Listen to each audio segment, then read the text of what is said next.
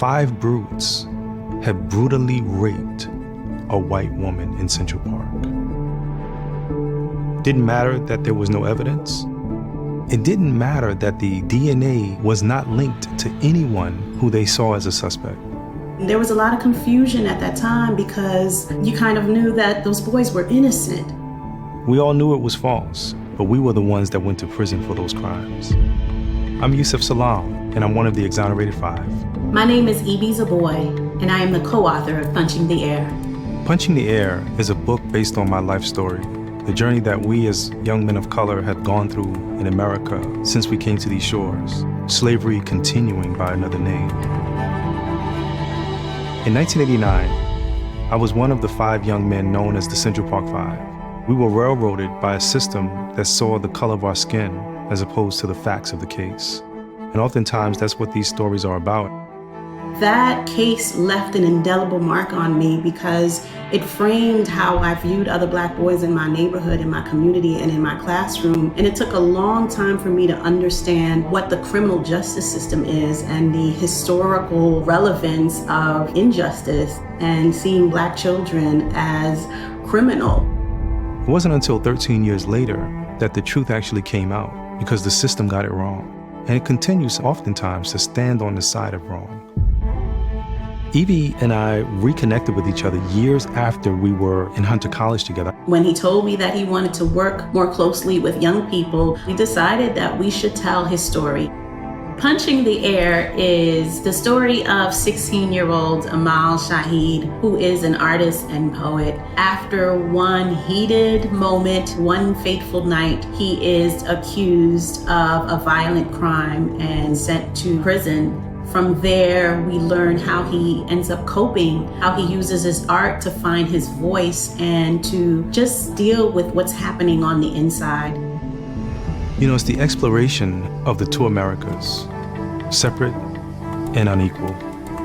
We wanted to explore that a bit in Amal's character because, like me, he now is a young man fighting the system, becoming, unfortunately, awakened to what I call the American nightmare. I am ink, he is paper. I am pencil, he is notebook.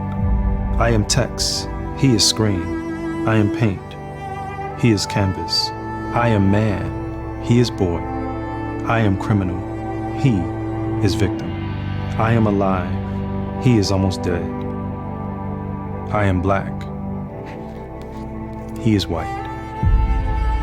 One of the things that I wanted to bring into this story in a very real way was the connection that family has to these individuals.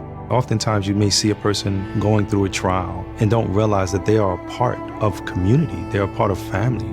I didn't go through prison myself. My family was there, my brother, my sister, my aunts and uncles. My mother was there all the time. And oftentimes she went through a worse prison than I went through. I am a mother of teens. I am a mother of a Black boy. So I understand the vulnerability of children when they make the wrong choice. This is not necessarily a story about a crime, and it's not necessarily just about race. It is about a boy contending with himself and finding hope and healing through his art. You know, when I was in prison, one of the things that really helped me was art. It was that medium that I had always loved that allowed me to really become a master of art and get lost in the page. You know, with Amal, I wanted him to also speak to what we're experiencing in this country, that the arts have been taken out of schools. His artistic expression is not given the value that is needed. When children are told that they're worthless, they begin to think that they were born a mistake. While Black people are only about 13% of the US population, Black men are 34% of incarcerated individuals in the United States, and that's a huge disparity. We explore the school to prison pipeline in the book, and it's one of those things where you start saying to yourself, how is that possible? But then you realize through the data that they actually plan how many prisons to build based on the 4th grade. And so if the test scores in the 4th grade is a precursor as to how many prisons need to be built, that's a scary space to be in, but that is an actual fact. There was no in-between time to say goodbye. I went from kid to criminal to felon to prisoner to inmate. We're moved from the county jail and onto a bus. And from the bus, we're going to the juvenile detention facility. There are 2 guards on the bus, one in front, one in the back. And this almost feels like a field trip. Almost. Except the quiet is choking my ears. The absence of voices is like cold hands wrapping their icy fingers around sound. And maybe there was never this much room on slave ships. The thing about Amal that we wanted to bring out and expose is how he is aware. He's able to give speech and idea and thought to these things that are showing up in the world today. That black is seen as ugly, whereas white is seen as good. He had this awful experience, but he had been having awful experiences, one on top of the other, that were constantly trying to tell him to keep in a box. But one of the biggest things that I want young readers to know beyond a shadow of a doubt is that they matter, is that we need you. We need you to step up to the plate. We need you to participate. We need you to realize your greatness. You are the hope of the future. And once you realize that the future is brighter, the future becomes alive and well.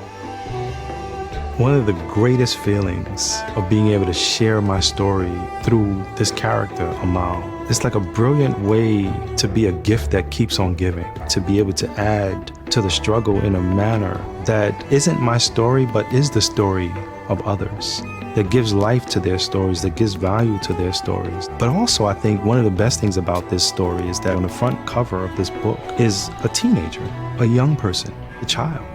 But then you hear that it's being told through the mind and eyes and the heart of a person who actually survived this tragedy, to lift up and to pull up and to pull through others who may be going through a struggle and to give them hope.